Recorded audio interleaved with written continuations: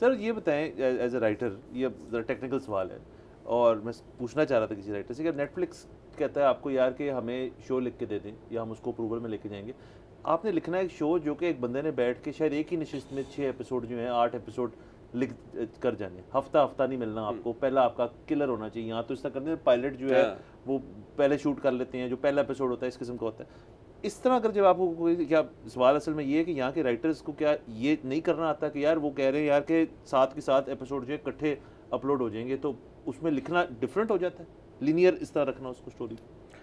उसमें ये होता है कि जब आपको पता होता है ना कि एक आपकी बिंज वॉच है, टीवी का पेस आपको 26 एपिसोड का होता है, तो उसमें आप कहते हो कि अच्छा मैं एक जगह से कहानी शुरू करूंगा और फिर मैं एंड पे कहीं एक छोटा सा हुक जो है ना वो छोड़ दूंगा।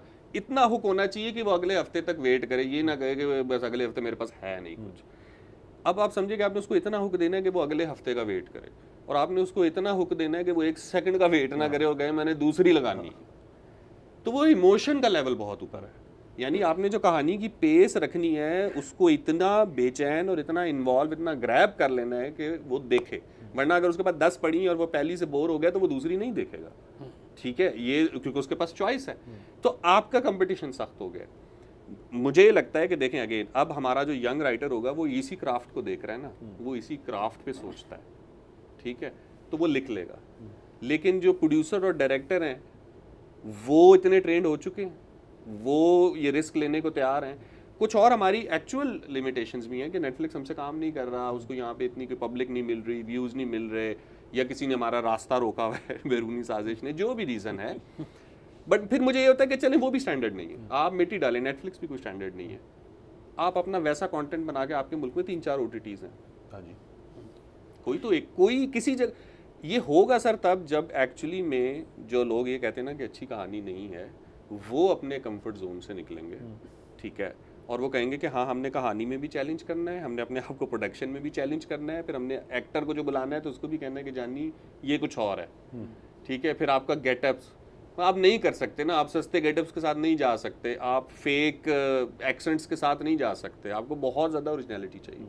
तो वो एक ओवरऑल टीम बनाने के लिए जो है ना, मुझे लगता है कि हाँ उसमें हम लैक करते हैं, बट उसका सारा ब्लेम उठा के कि कहानी, तो वो गलत है, क्योंकि कहानियां दुनिया में पड़ी हुई, आप फिर कोई और बना के दिखा दें। अच्छा, लेकिन वही बात है कि अच्छा राइटर हो, अच्छा डायरेक्टर हो, कोई भी बेसिकली पढ़ने लिखने वाला, शऊर रखने वाला आर्टिस्ट आदमी हो, उसके जहन में बहुत ज़्यादा डाउट्स होते हैं।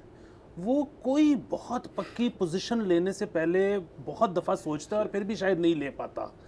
यहाँ पर तो हिट वो आदमी होता है जो आके सोशल मीडिया पे या टेलीविज़न पे कह दे कि इतने तो हैं ही जाहिर 95% इतने तो हैं ही फलाने।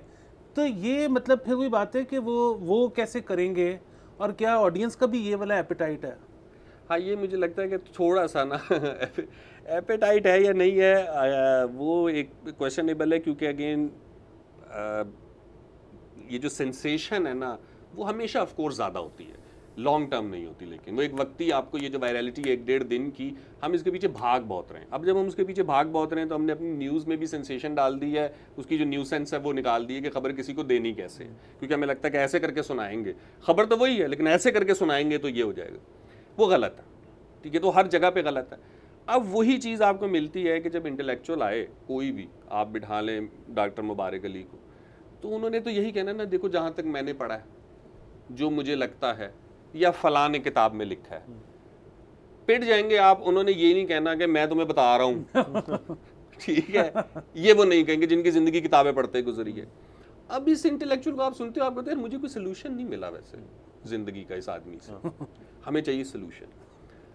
अब सोल्यूशन क्यों चाहिए, ये भी सर एक इंटरेस्टिंग चीज़ है। मैं जाता हूँ ना अक्सर औकात यूनिवर्सिटीज़ में भी, मैं एक यूनिवर्सिटी गया, मैं वहाँ ब्रेन ड्रेन पे बात करने गया हूँ, वो मुझसे कह रहे हैं सर ये मोहब्बत एक ही दफ़ा होती है, ये बार बार होती है अब मैं ना वो जितना अवॉइड कर रहा हूँ वो बार बार ये बात कर रहे हैं। फाइनली मैंने उनसे कहा, मैंने कहा आप लोगों को क्यों लगता है कि मोहब्बत एक ऐसी चीज़ है कि मैं अभी आपको एक डेफिनेशन दे दूँ, आप कहें यार थैंक यू, ये मिल गया, पता चल गया कि मैं आशिक हूँ या नहीं, और मेरी बंदी भी आशिक है या नहीं, आज मैं सुकून की नींद सो जाऊँगा, मुझे पता चल।